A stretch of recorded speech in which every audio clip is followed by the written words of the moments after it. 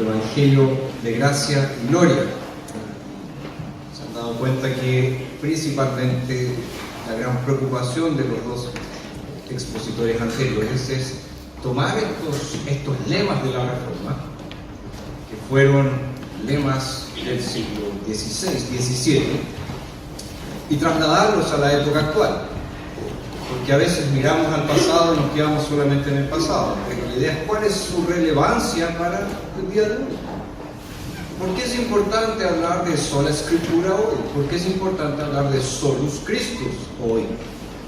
¿Y por qué es importante hablar hoy de sola fide, que es el tema que me corresponde abordar a mí? Y para que nos enfoquemos, les voy a pedir que abran sus Biblias o que prendan sus iBibles, da lo mismo. Lo importante es tener el texto bíblico a mano. En la carta del apóstol Pablo a los Romanos capítulo 3, vamos a leer desde el verso 21 en adelante. Romanos 3, verso 21 en adelante. Es así la palabra de Dios. Pero ahora, aparte de la ley, se ha manifestado la justicia de Dios, atestiguada por la ley y los profetas. Esta es la justicia de Dios por medio de la fe en Jesucristo para todos los que creen. Pues no hay distinción, porque todos pecaron y no alcanzan la gloria de Dios, siendo justificados gratuitamente por su gracia mediante la redención que es en Cristo Jesús. Como demostración de su justicia, Dios lo ha puesto a él como expiación por la fe en su sangre, a causa del perdón de los pecados pasados, en la paciencia de Dios, con el propósito de manifestar su justicia en el tiempo presente, para que él sea justo y a la vez justificador del que tiene fe en Jesús. ¿Dónde pues está la jactancia? Está excluida.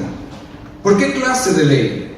¿Por la de las obras? Jamás, más bien por la ley de la fe. Así que consideramos que el hombre es justificado por la fe sin las obras de la ley. ¿Es Dios solamente Dios de los judíos? ¿No lo es también de los gentiles? Por supuesto, también lo es de los gentiles, porque hay solo un Dios, que justificará por la fe a los de la circuncisión y mediante la fe a los de la incircuncisión. Luego, ¿invalidamos la ley por la fe? De ninguna manera, más bien confirmamos la ley. ¿Qué diremos, pues, que ha encontrado Abraham, nuestro progenitor según la carne? Porque si Abraham fue justificado por las obras, tiene de qué gloriarse, pero no delante de Dios. Pues, ¿qué dice la Escritura? Y creyó Abraham a Dios, y le fue contado por justicia. Al que obra, no se le considera el salario como gracia, sino como obligación. Pero al que no obra, sino que cree en aquel que justifica al impío, se considera su fe como justicia.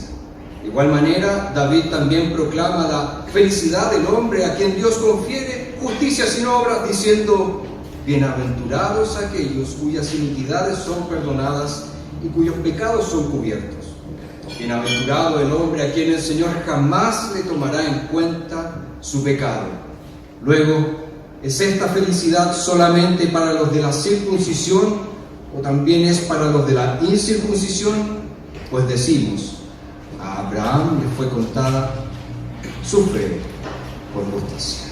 Hasta allí nuestra lectura de la palabra de Dios, y le invito a orar una vez más.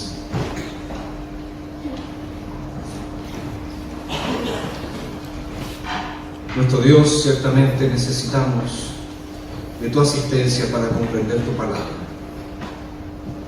porque fuera del auxilio de tu Santo Espíritu nosotros carecemos de la capacidad para entenderla correctamente. Y es por eso, Señor, que queremos pedir que el Espíritu que inspiró las Escrituras abra, ilumine nuestro entendimiento, para que podamos captar la profundidad, la altura, la belleza del Evangelio de gracia y gloria. Lo pedimos en el nombre de Jesús. Amén. Amén.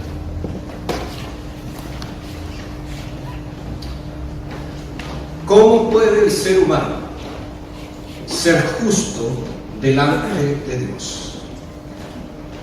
Los protestantes responden: somos justificados solo por la fe, sola fide, solamente la fe, en Cristo solamente, solus Christus.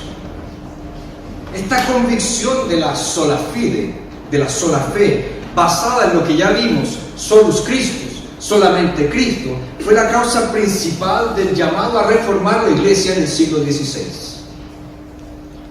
La justificación por la fe en Cristo ha sido históricamente reconocida como uno de los principios controladores de la teología de la Reforma. El corazón del debate durante la Reforma, como lo sabemos y ya fue expuesto, se encontraba en la autoridad de las Escrituras, como la regla de fe, como la regla de práctica final.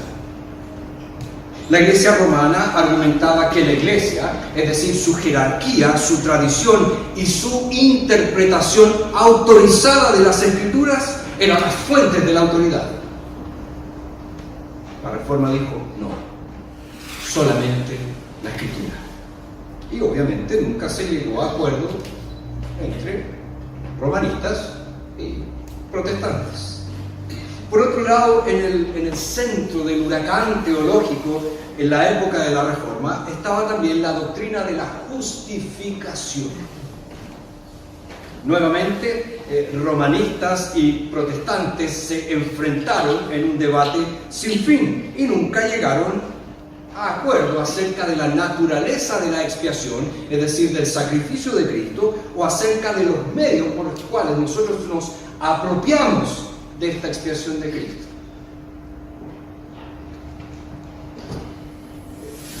Juan Calvino describió la doctrina de la justificación por la fe solamente como uno de los principales artículos de la religión cristiana. Y Martín Lutero la describió como articulus vel cadentis, es decir, el artículo por el cual la Iglesia se mantiene o cae. Nosotros sabemos que en realidad Lutero no dijo eso, fue otra persona antes que él. Perdón, fue otra persona después de él. Pero siempre se adscribe a Lutero la famosa frase. Pero fíjense que ambos teólogos estaban de acuerdo en que la doctrina de la justificación, expresada en esta frase, sola fide, solamente la fe, es fundamental para la existencia de la Iglesia.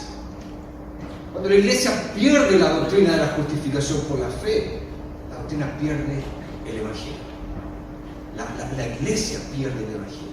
La Iglesia se olvida del Evangelio. Como ya mis dos antecesores hablaron de él, tenemos que hablar también de R.C. Sproul. R.C. Sproul, él describió la doctrina de la justificación como el tema sustantivo y central del debate durante la Reforma. Entonces fíjense que la justificación solo por gracia, por medio de la fe, se ha mantenido en el centro de la teología evangélica desde la época de Lutero. La teología reformada ha hecho eco del parecer de Lutero de que la justificación es nuestra solo por la fe, no de otra manera. Ahora, ¿qué significa ser justificado solo por la fe? Es lo que Pablo trata aquí en el texto de Romanos 3, que acabamos de leer, desde Romanos 3:21 en adelante, que es lo que nosotros veremos y que nos vamos a enfocar, y por eso quiero que puedan mantener sus Biblias abiertas o sus dispositivos prendidos para que vayamos viendo aquí en el texto qué es lo que Pablo nos dice. Fíjense que durante los primeros 3 capítulos y medios de la carta a los Romanos, Pablo describe la triste historia de la humanidad a causa del pecado. Describe la tragedia de la humanidad a causa del pecado. Pero ahora, a partir del versículo 21 del capítulo 3, él llega a un punto nuevo, llega a un punto glorioso de su carta. En lugar de mirar hacia el pasado, hacia la historia sombría, hacia la oscuridad, él se dirige ahora con alivio a las maravillosas noticias de la gracia de Dios para los pecadores en Cristo Jesús. Entender bien la Biblia depende en gran medida de la correcta comprensión de ciertos términos. Palabras como justificación, como redención, como fe, como sustitución, como obediencia, como gracia, esos términos son fundamentales para entender bien la Biblia. Nadie puede decir que realmente entiende lo que dice la Biblia a menos que sepa algo del significado de esos términos. ¿Qué significa justificación? ¿Qué significa santificación? ¿Qué significa la gracia? ¿Qué significa redención? Son términos importantísimos. Pero fíjense que además de los términos, la comprensión correcta de la Biblia depende de palabras que nosotros consideramos menos importantes. Un ejemplo de ello, el famoso texto de Juan, capítulo 3, verso 16.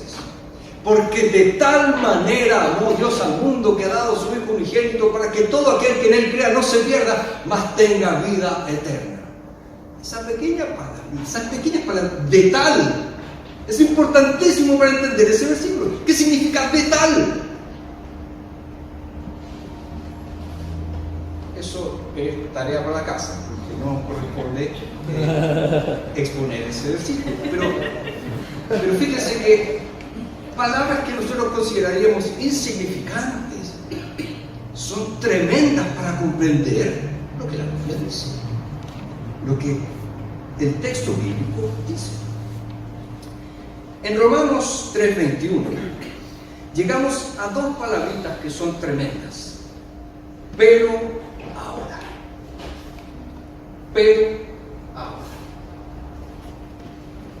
Estas palabras son tremendas para que entendamos el resto de la carta de Pablo a los Romanos. Un predicador las llama el gran punto de inflexión en los tratos de Dios con la raza humana. Otro lo llama el gran sin embargo de Dios en vista del fracaso del hombre. Entonces fíjense que esta expresión, pero ahora, es fundamental para que entendamos la Escritura, para que entendamos el Evangelio, para que entendamos la justificación por medio de la fe.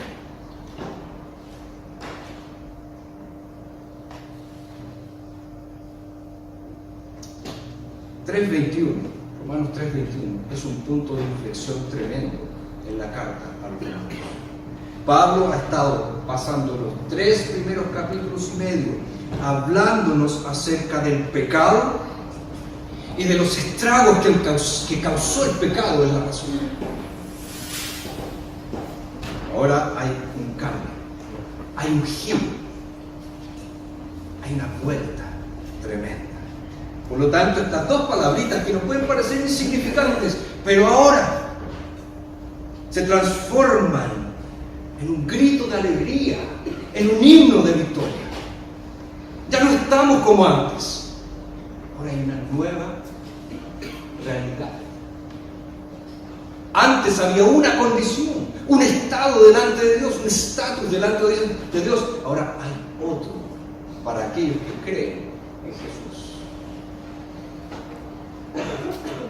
Todas las personas en algún momento tendrán que comparecer delante de Dios y van a tener que comparecer para ser juzgados. Y hay dos resultados posibles: culpable o inocente. En términos bíblicos, Dios o condenará o justificará a la persona que comparece delante de Él. Y para que Dios justifique a una persona, ¿qué requiere Dios? Dios requiere una justicia absoluta, una justicia perfecta, es decir, obediencia perfecta a su ley. Sin embargo, el hombre es un pecador y se encuentra bajo la maldición de Dios, bajo la ira de Dios. ¿Cómo puede un hombre pecador escapar del juicio de Dios sin que sea condenado? ¿Cómo puede? La respuesta viene por la doctrina de la justificación por la fe. El Catecismo Menor de Westminster define la justificación de la siguiente manera: la justificación es un acto de la libre gracia de Dios, por el cual Él perdona todos nuestros pecados y nos acepta como justos delante de Él, solamente en virtud de la justicia de Cristo, imputada a nosotros y recibida solo por la fe. Preciosa definición, clara, precisa, propia de los teólogos de Westminster. Es muy interesante cuando nosotros pensamos en las antiguas formulaciones doctrinales. Carecían de aquello que hoy en día tienen las formulaciones doctrinales. Hoy en día las formulaciones doctrinales son muy ambiguas, son muy amplias, porque ahí cabe todo.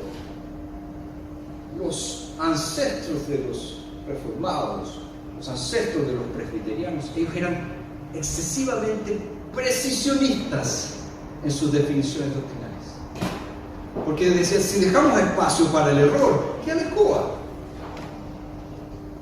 La historia de la iglesia es clara en eso. Entonces ellos definen de manera muy preciosa la justificación como un acto libre de la gracia de Dios, por el cual Él perdona todos nuestros pecados y nos acepta como justos delante de Él, solamente en virtud de la justicia de Cristo, imputada a nosotros y recibida solo por la fe. Ahora, volviendo a nuestro texto de Romanos, nosotros desprendemos las siguientes verdades de aquí. Pastor Jonathan habló de 4, el presbítero Juan de 4. Vamos a seguir la línea, son 4. Vamos saliendo de la regla de los 3. Son 4. En primer lugar, vamos a hablar acerca de la naturaleza de la justificación. En segundo lugar, la base de la justificación. En tercer lugar, el medio de la justificación. Y en cuarto lugar, los elementos de la justificación. Entonces, la naturaleza, la base, el medio y los elementos de la justificación. Porque cuando hablamos de sola fide, solamente la fe, estamos hablando de la justificación por la fe. Entonces vamos al primer punto, la naturaleza de la justificación. Pablo comienza diciendo, pero ahora, aparte de la ley, se ha manifestado la justicia de Dios, atestiguada por la ley y los profetas. Es importante que entendamos qué quiere decir Pablo con la expresión justicia de Dios. La justicia de Dios. Claramente Pablo está aquí presentando un contraste. ¿Cuál es el contraste? Entre la ira de Dios y la justicia de Dios. En Romanos 1:18, él ya nos habló que la ira de Dios se revela desde el cielo contra toda impiedad e injusticia de los hombres que detienen con injusticia la verdad. Y ahora, a partir del versículo 21 del capítulo 3, dice que la justicia de Dios se ha manifestado, se ha dado a conocer, se ha mostrado. Fíjense que esta expresión de Pablo, se ha manifestado, apunta a que algo se hace completamente conocido al revelarlo con claridad y con cierto detalle. O sea, no es algo vago esto de la justicia de Dios. No es algo que queda así como en las nubes. ¿Qué será la justicia de Dios? Pablo está diciendo que la justicia de Dios se ha revelado de manera clarísima. Todos pueden entenderla. Y se ha revelado con cierto detalle. Pablo también destaca dos cosas aquí.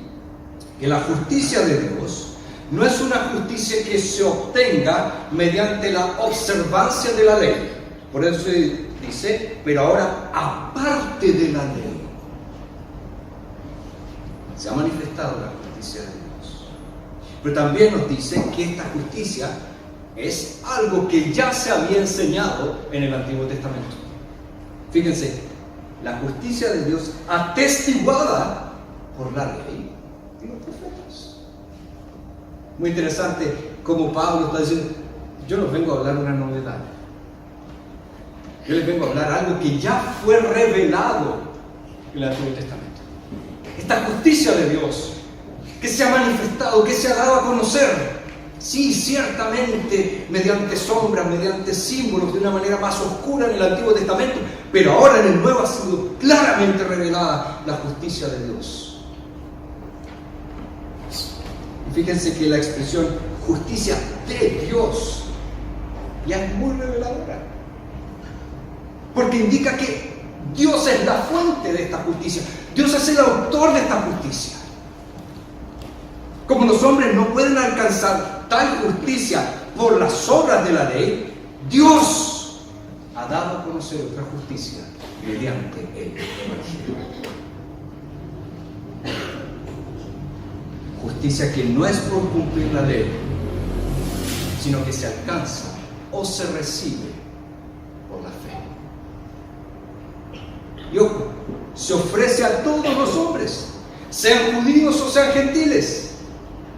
Se ofrece como un don, como un regalo de la libre gracia de Dios. Y esta expresión también, aparte de la ley, califica a la justicia.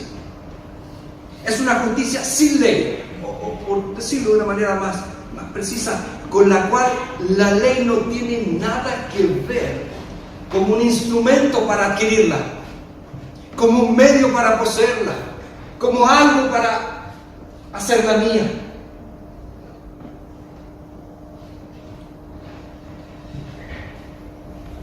No es producto de la ley y tampoco consiste en nuestra conformidad interna con sus preceptos. Y por eso Pablo está diciendo que la justicia sin las obras de la ley se da a conocer, se manifiesta, se revela detalladamente. ¿Dónde? En el Evangelio de Jesucristo.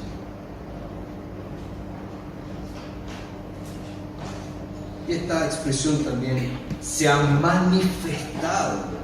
Es de una fuerza tremenda. La revelación se ha hecho y continúa haciéndose. Es decir, la revelación de esta justicia ya se dio y seguirá dándose. ¿Mientras qué? Mientras se predique el Evangelio de Jesucristo.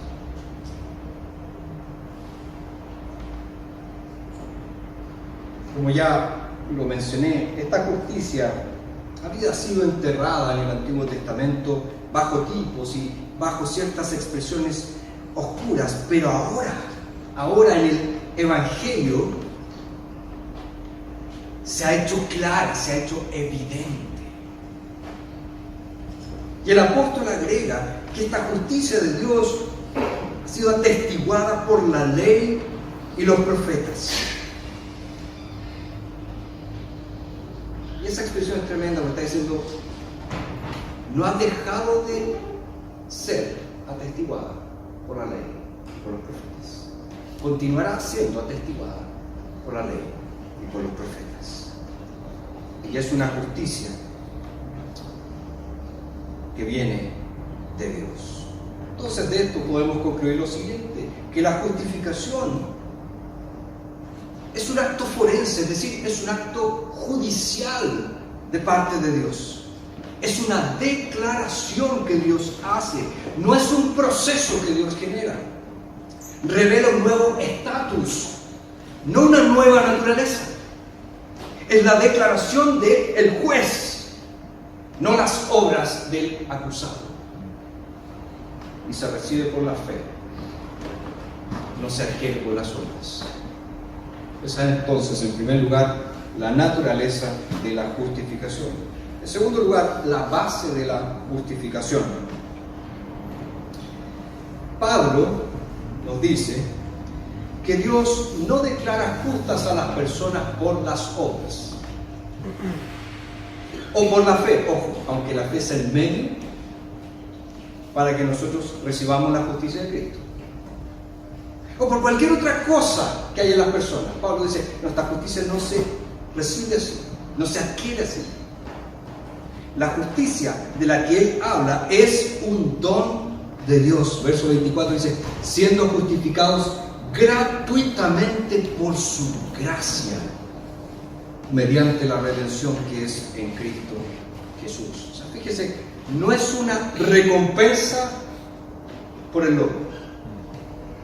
Esto es tremendo porque vivimos en un mundo donde todos queremos alguna recompensa. Incluso los que tienen hijos. Si te portas bien te voy a dar un dulce. Hijo, si no dejas la escoba en la iglesia como la dejas todos los domingos, tu papá te va a llevar al zoológico o al parque o va a jugar a la pelota contigo. ¿Qué estás generando en esa cabeza?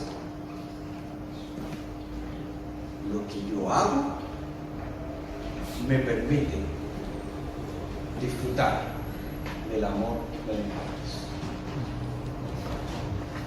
Logros humanos. Pablo dice, no, la justificación por la fe es una concesión absoluta a aquellos que no merecen nada. Quienes la reciben no han hecho ninguna contribución al respecto. Como dicen algunos, lo único que nosotros contribuimos para nuestra justificación es el pecado que tuvo que expiar Cristo. Pero nada más. No depende de ningún mérito que pueda suponer que tengan. Es la justificación de los impíos, la justificación de los pecadores, la justificación de los malvados. Es el rey quien viste a los mendigos.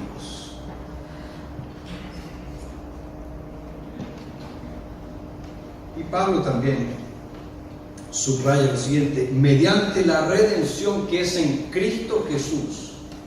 O sea, fíjese, la salvación se da libremente, pero no debemos pensar que esta salvación que nosotros recibimos de gracia no tuvo un precio. La palabra redención se refiere a algo que fue comprado por precio.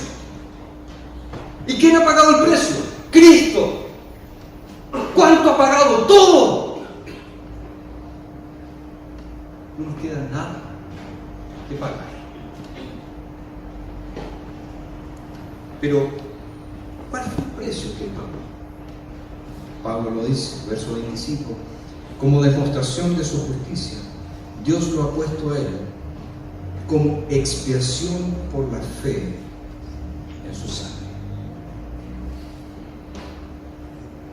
En otras palabras, Cristo, él tenía que ser el apaciguador, el portador, el desviador de la ira de Dios. La traducción que acabo de leer dice expiación, las más antiguas dice propiciación. La verdad es que el término griego es exactamente el mismo, hilasterio. El punto es que depende desde qué lado se está mirando. Si se mira desde el punto de vista humano, es una expiación. Si se mira desde el punto de vista de Dios, es una propiciación. Pero el término es el mismo. Pero, a pesar de que el término sea el mismo, la idea es completamente diferente. Porque expiar es que retirar la justa pena que se debía por causa de ese pecado, por causa de ese pecador. Ojo, esto es súper importante, ustedes lo van a leer en algunos libros de teología, y ahí mis colegas más instruidos en esto me pueden corregir si me equivoco, pero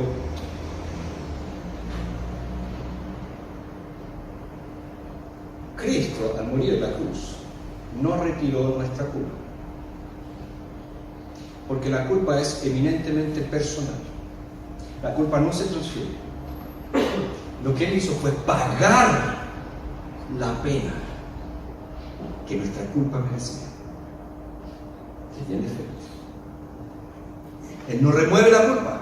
Aún somos pecadores. Pero ¿qué hace Él? Pagó el precio. Y porque no se puede castigar 2 veces por el mismo delito, entonces ya no puede ser castigado por Dios. Eso ya irá un poco más fino. ¿Por qué le preguntan al resto? Pero eso es muy, muy importante. ¿Cristo qué tenía que hacer? Borrar el registro de nuestros pecados. Y lo borró con su sangre. Con su sangre. Y por eso nosotros podemos decir, ¡oh, qué amor más grande es este! Fue Dios, no nosotros, quien lo designó para eso. Y ahora por la fe, los beneficios de su expiación son míos. Lo que Él hizo es mío. De manera que mi pecado es perdonado y el castigo que merezco es evitado. Porque Dios ejerció su vida sobre su Hijo en la cruz.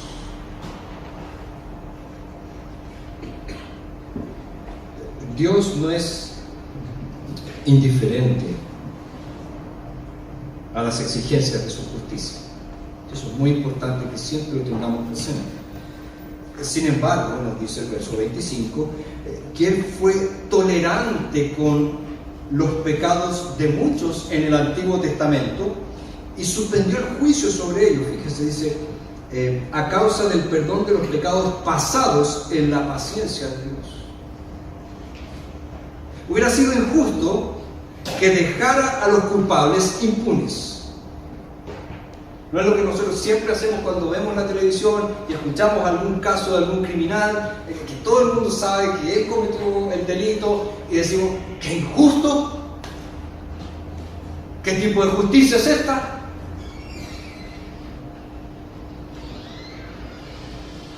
Se debe tener en cuenta que el castigo que merecíamos recayó en Cristo.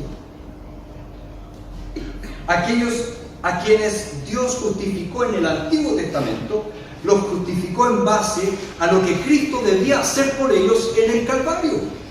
O sea, ¿cómo ellos fueron salvos? Igual que nosotros, por medio de Cristo. La diferencia está en el lugar. Nosotros somos salvos por el Mesías que ya vino. Ellos fueron salvos por el Mesías que venía. Y Pablo concluye esta parte señalando en el verso 26 con el propósito de manifestar su justicia en el tiempo presente para que Él sea justo y a la vez justificador del que tiene fe en Jesús. Y esta cláusula es una reanudación de lo que Él ya dijo antes. Cristo fue presentado como un sacrificio para la manifestación de la justicia de Dios. Y había 2 propósitos que debían ser respondidos. La reivindicación del carácter santo, justo de Dios, al pasar por alto los pecados pasados y al pasarlos por alto ahora. Y por otro lado, la muerte de Cristo reivindicó la justicia de Dios al perdonar el pecado en todas las edades.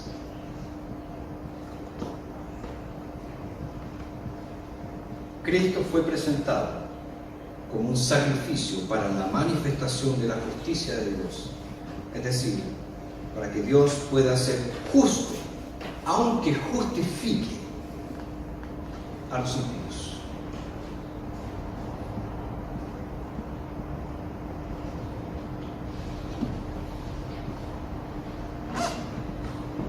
Un juez es injusto cuando permite que un criminal culpable sea declarado inocente. Están todas las pruebas en su contra, todos los testimonios en su contra, y el juez dice inocente. Todos diríamos, ese juez es corrupto. Como si están todas las pruebas en contra de este hombre, y el juez dijo es inocente.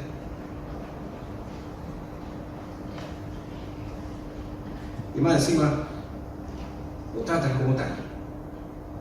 Es inocente. No lo pueden tratar mal. Es inocente. Pero un juez actúa de manera justa cuando él condena al criminal y asegura la imposición de la pena que la ley establece. Entonces, lo que el apóstol quiere decir es que no podemos despreciar la justicia de Dios. No hay cosa tal como reclamar de Dios justicia. Porque ¿qué hizo? Puso un sustituto. Alguien que muriera en lugar de aquel que merecía morir. Y Dios se vio satisfecho de su justicia al presentar a ese sustituto en sacrificio por los pecados de muchos.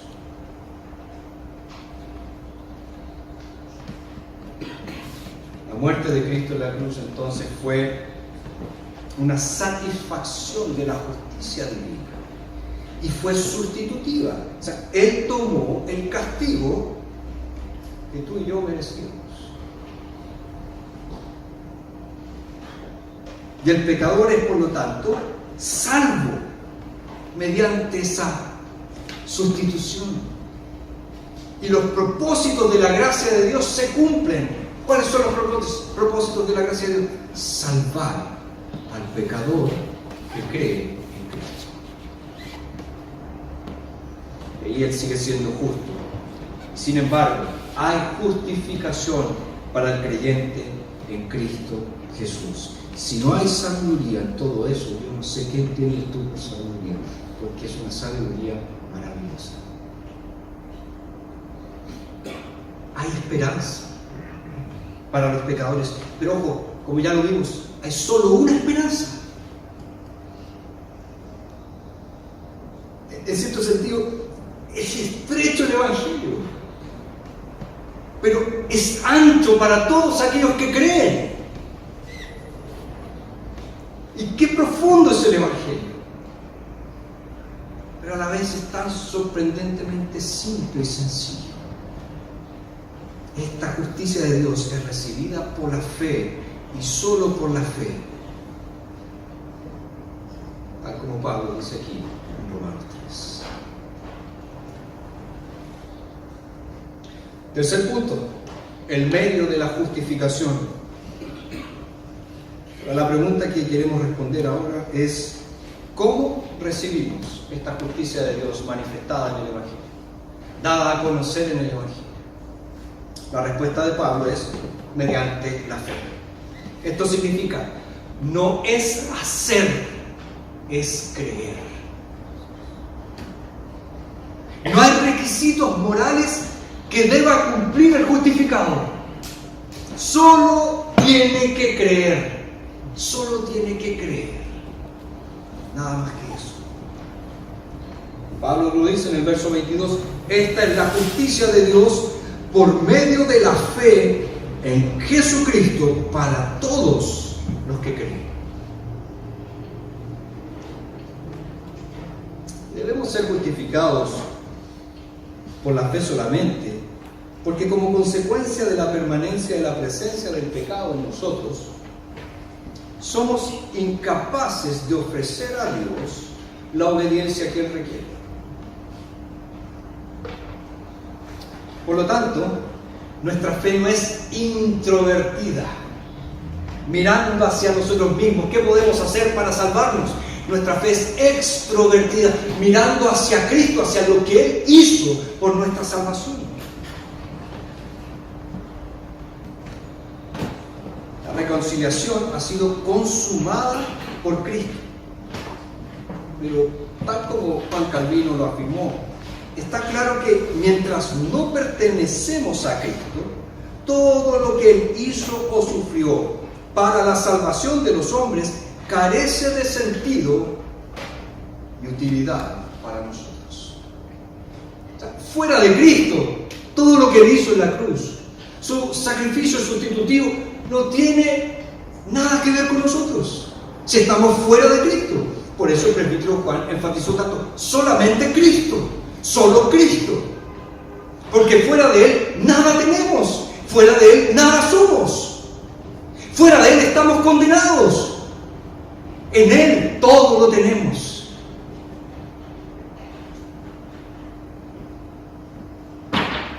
Por lo tanto, nosotros encontramos en las Escrituras esta relación invariable entre lo que Cristo ha hecho y cómo nosotros nos apropiamos activamente de eso que Cristo hizo.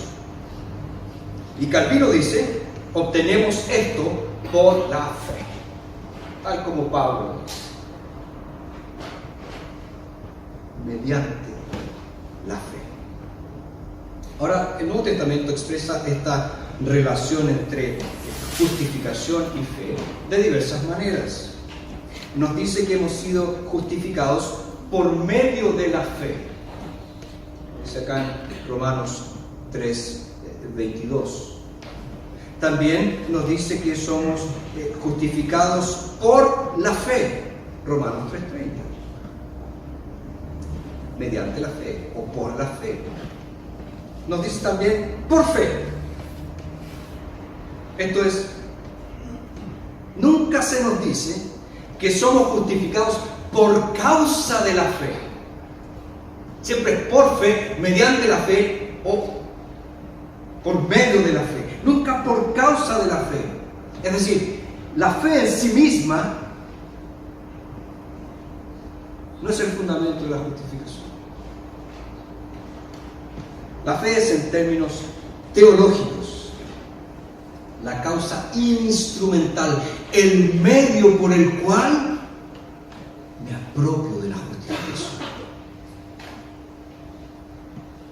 Como lo establece la Confesión de Fe de Westminster, la fe que de este modo recibe a Cristo y descansa en Él y en su justicia es el único instrumento de justificación. Medio, instrumento es medio. Y Pablo claramente subraya esto a partir del verso 1 del capítulo 4, donde él demuestra que la justificación de Abraham no viene por las obras, ni por el instrumento sacramental de administración que era la circuncisión,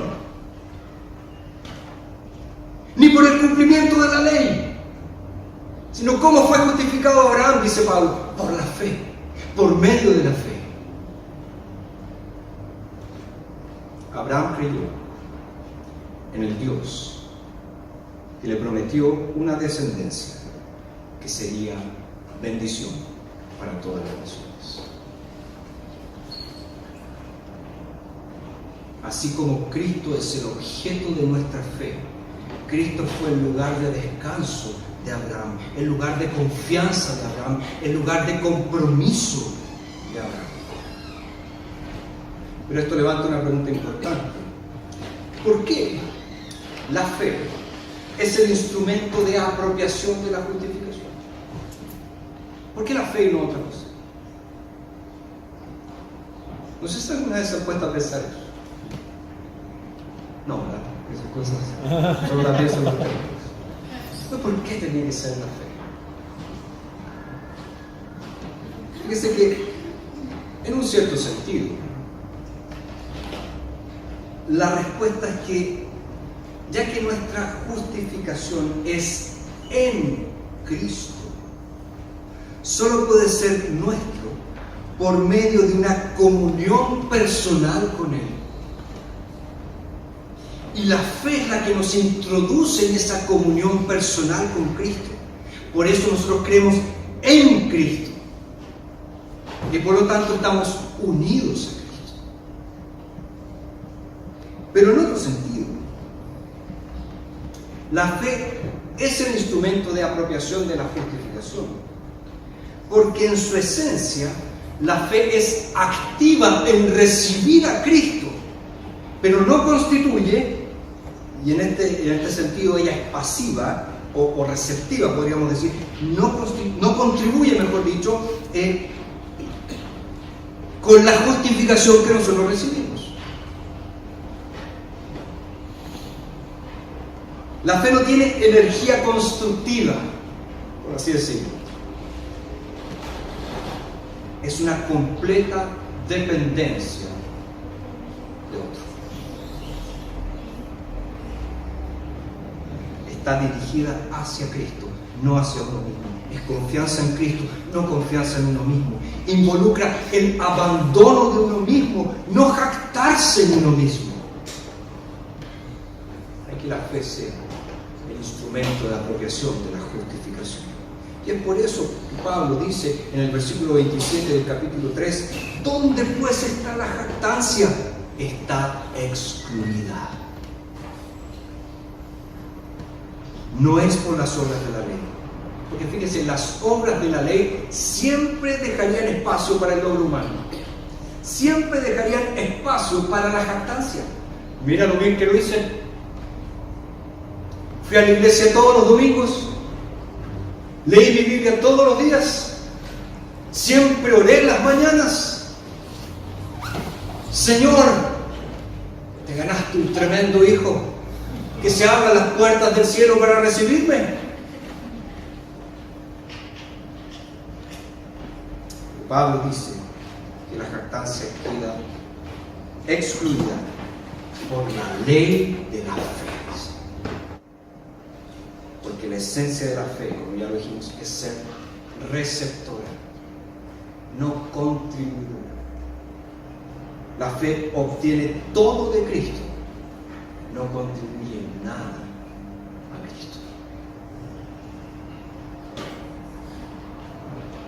Y por último, los elementos de la justificación.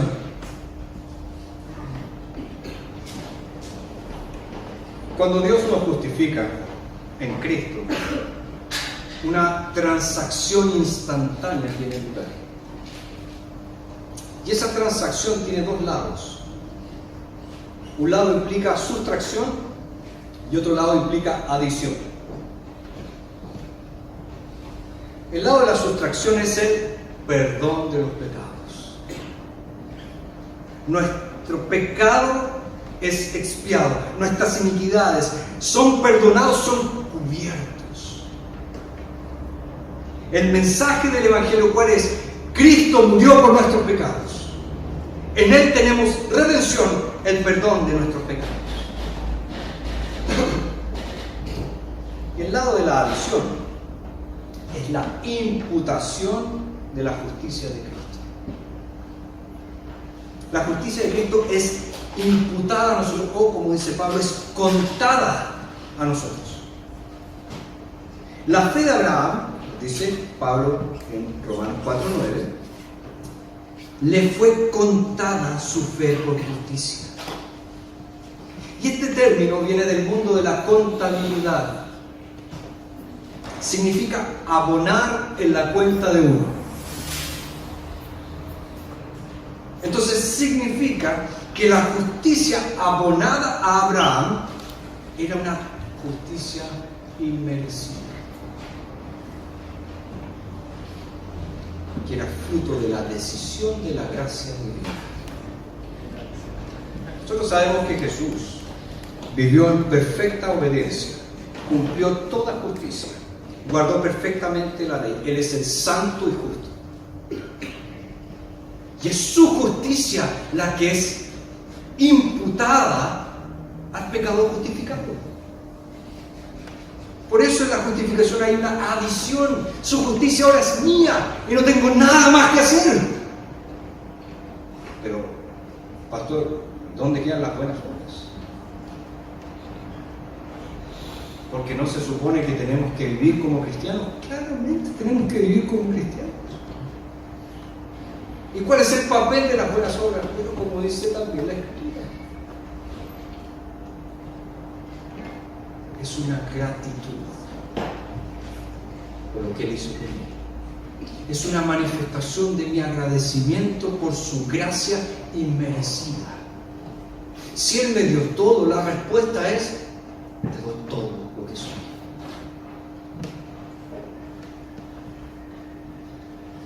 Ahora hay que hacer una distinción también adicional. En teología sistemática siempre se hace una diferencia entre la obediencia activa de Cristo y la obediencia pasiva de Cristo. En la obediencia activa nosotros entendemos su vida de justicia. Él cumplió perfectamente la ley. En su obediencia pasiva nos referimos a sus sufrimientos, a lo que él tuvo que soportar por causa de nuestros pecados. Pero fíjense que en cierto sentido no hay nada pasivo en soportar una cruz. El mismo Señor Jesucristo dijo: nadie me quita mi vida, soy yo que la pongo, y yo tengo autoridad para volverla a tomar. Entonces, en cierto sentido, no es tan pasiva, pero para que lo entendamos bien, y estas distinciones que les gusta hacer a los sistemáticos, nos ayuda a entender completamente en qué consiste la obra de Cristo, qué fue lo que Él hizo. No solamente cumplió la ley perfectamente, sino que también Él sufrió por nuestros pecados.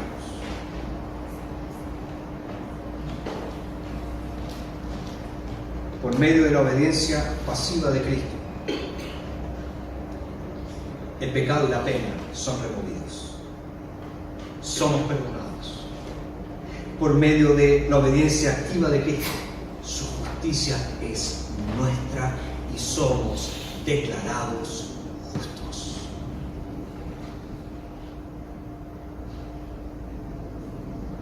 En otras palabras, y citando nuevamente a R.C. Sproul, que la gloria nos espera.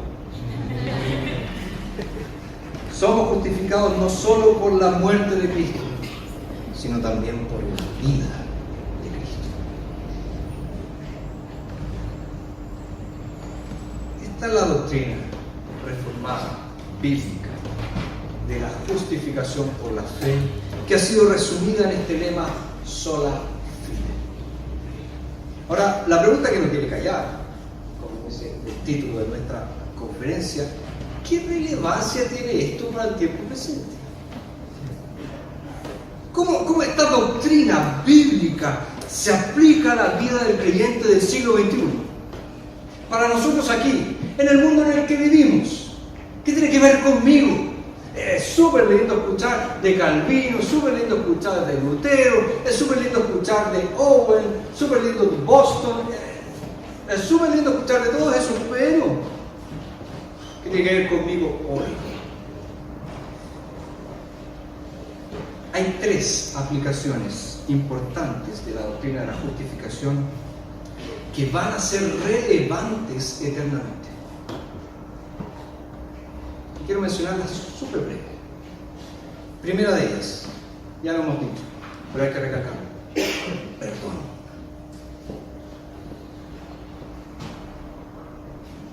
Perdón.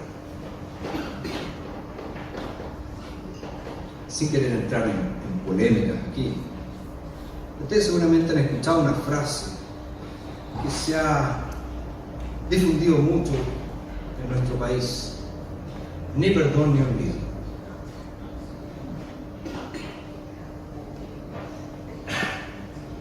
Eso está demostrando una actitud de decir: jamás voy a perdonar. Y por otro lado, alguien dice: yo jamás voy a ser perdonado. Pero la doctrina de la justificación nos dice que el perdón que Dios ofrece se extiende a todos y cada uno de nuestros pecados. No hay condenación, no hay condenación.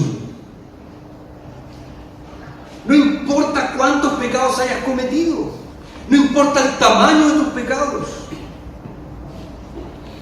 Todo ha sido perdonado para aquel que cree en Jesús como el Señor y el Salvador de su vida. Es más, han sido perdonados para siempre.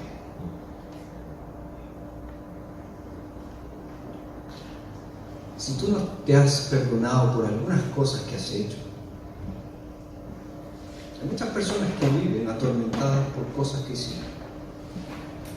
¿Cómo hice esto? Señor, ¿por qué hice esto hace tantos años? Si no te has perdonado, déjame decirte algo: ese asunto no es psicológico, es teológico. No es un problema psicológico el que tú no te perdones, es un problema teológico. Es mala teología. ¿Por qué? Porque si Dios en Cristo me ha perdonado, también tengo que perdonarme a mí mismo. Primera aplicación entonces, importante, perdón. Segunda aplicación importante, restauración. Dios nos declara justos, nos proclama perfectos. Y déjenme clarificar esto. En un tribunal humano hay una diferencia entre veredicto y sentencia. Yo sé que el vulgo, las personas corrientes, los hacen sinónimos, pero no son sinónimos. Por una razón muy obvia. Un veredicto es dado por un jurado, por varias personas que solo dicen culpable o inocente.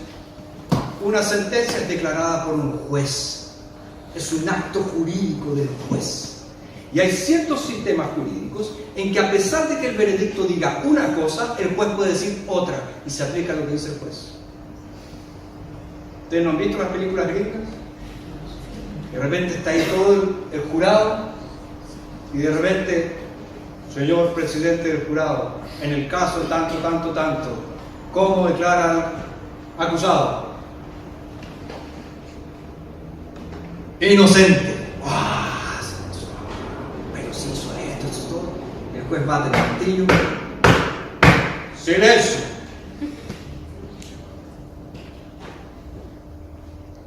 En virtud de tal y tal cosa, declaro inválido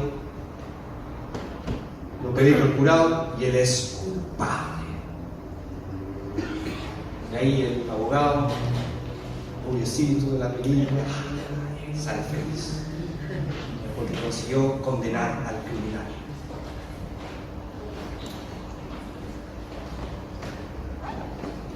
Este no es el caso delante del tribunal de Dios, porque nosotros fuimos absueltos por el hecho de que Cristo pagó la pena por nuestros pecados. No es una cosa decir, ¿es inocente o es culpable? No soy culpable, pero Cristo pagó por mis pecados. ¿Por qué creen ustedes que durante toda la eternidad vamos a adorar a Dios y a alabar a Dios? Porque sabiendo que soy culpable, sabiendo que merezco el castigo, merezco la condenación, Dios me salvó en Cristo Jesús. Esa es la forma de adorar eternamente. Saber lo que hizo por mí. Y tercera aplicación, y con esto termino, adopción. Si bien es cierto que en teología sistemática nosotros tenemos que separar la justificación de la adopción, porque son dos doctrinas diferentes, pero ellas están estrechamente, íntimamente relacionadas. Todo aquel que ha sido justificado ha sido adoptado. Antes andábamos en temor ante este juez. Antes andábamos en rebeldía ante este juez. Ahora somos hijos del juez. Nuestro estatus ha cambiado. Tenemos un nuevo nombre, una nueva familia, nuevos derechos, nuevas expectativas. La vida ya no puede ser la misma. Yo no puedo ser quien era. Y este es el maravilloso clímax de la justificación. Esta gran declaración de Dios, el gran pronunciamiento de Dios, que nos mueve desde la culpa para el perdón, desde la condenación para la restauración, desde el merecimiento del infierno para la gloria celestial. Pero Dios va más allá. Él nos hace sus hijos. Nos hace coherederos con Cristo Jesús. Y nos dice que todos los derechos de su Hijo ahora son nuestros. Este es el glorioso Evangelio de Jesucristo. Esta es la gran salvación de Dios, que es mía solamente